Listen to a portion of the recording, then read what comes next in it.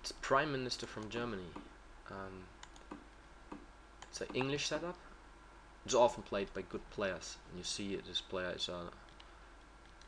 is a good player. So we just fire cat to the bishop and play some kind of King's Indian system against his system, which is called Botwinnik setup. D3 is coming, then castling, and often white plays F4 or B4. And this knight usually belongs better to E7, and here we have some kind of so-called Marochi setup, and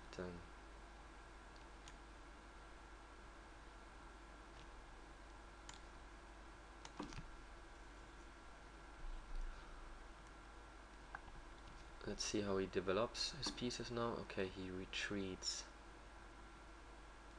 The problem always in this system is that white has a lot of pressure on d5, and b5 is a weakness as well. And so white is better, and it's difficult for me to find any counterplay, which is normally b5 or d5. So what I maybe try now is fighting for d5 anyway. And I don't like queen d7 because of h3 maybe. Let's put pressure on the c file.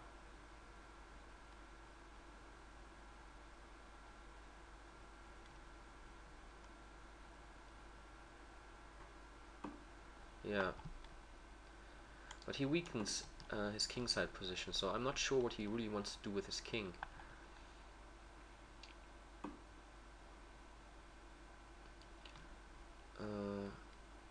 F4 is sooner or later an option. So I like to regroup a bit. Now I put pressure on c4. And now I have a possibility to go back with a knight to d7. Yeah. So these are just provoking him, provoking moves, so to say, that he weakens the position around his king. But this could also be very dangerous. So if you play something like g4, d5, attacking a bit more, or f5, open up the e file, it's all possible. And I'm something like in a wait and see mood. And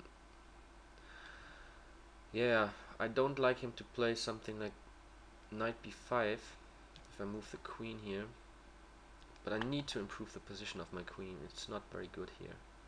But he can jump to d5 as well, and then this pawn is unprotected. So first I protect this pawn, and then I regroup my queen. I need to take care about this knight. I mean, if he ever managed to play e5, there are not many squares. And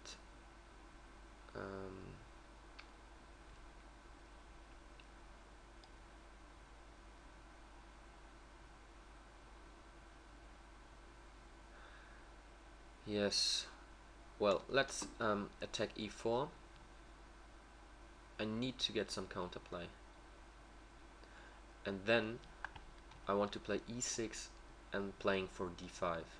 I need to do something in the center. Check. Do I have another option? Sometimes strange looking moves like taking with a pawn might be an idea, because I have a lot of pressure then on e4. This would be an awkward looking pawn here on d6, so let's play it simple.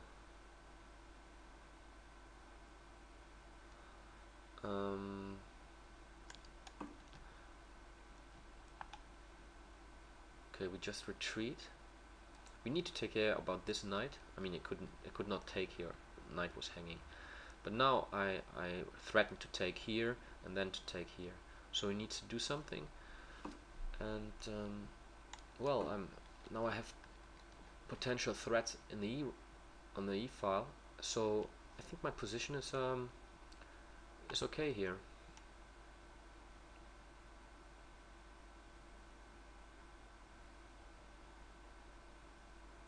e4 is a nice square for the knight. My king is rather safe instead of his king. But I have the weakness here on d6. So I need to play something like d5 sooner or later.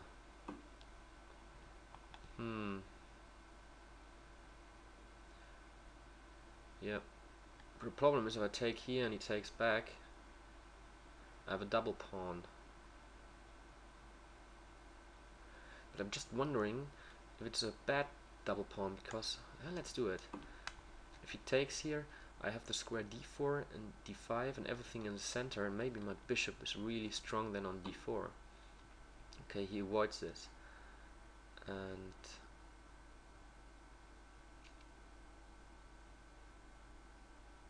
but my knight is good now on e4. I need to hurry up.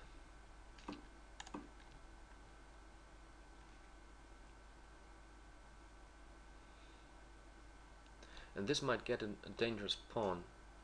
I can now play d5, but I also want to exchange queens. So maybe queen f6 is also okay. Doubling up the rooks on the e-file. Check. Yes, that's what I wanted to do. Now entering the endgame.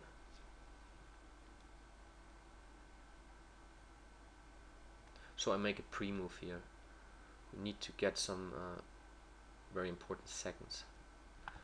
I mean, he can't go to a7 or something because I also always have the fork here on d2 with my knight if he doesn't protect with the queen d2.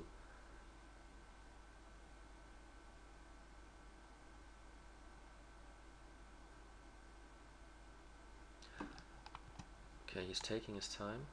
We need to protect d6.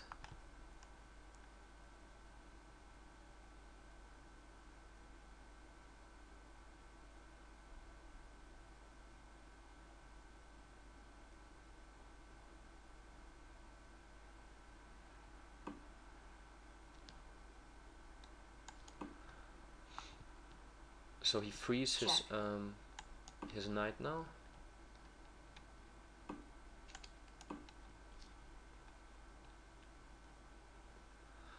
The problem is I don't have much time, and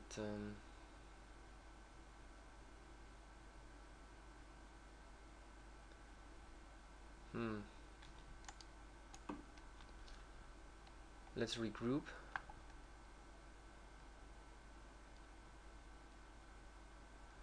And then I try to enter here.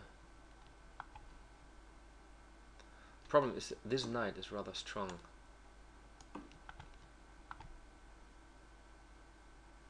If he plays king f2, I can take here maybe. After taking knight e4, forking king and rook. But is it my knight trapped? No. So this is a nice trick now. I'm threatening to take on g3. And now I'm better on time. That's also good. Let's see what he wants to do now. Yeah, okay. Doesn't it work?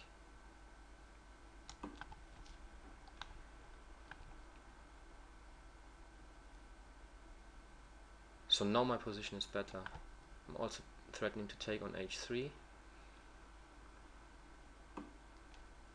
Check.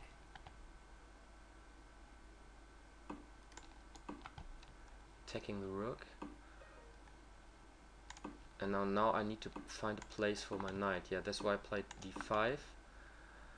And I really need to speed up. Okay, entering here. Taking this pawn. And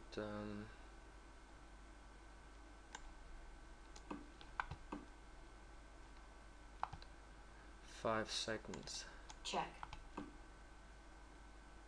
Time warning.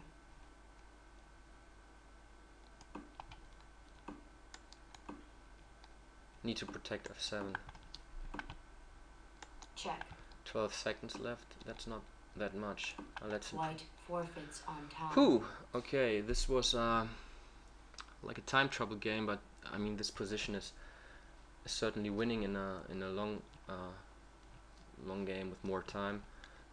this pawn is just running here away. I already threatened something like d3, and if it takes rook c3, and he can't protect the knight here anymore. And yeah, let's see what kind of things are maybe useful out of this game.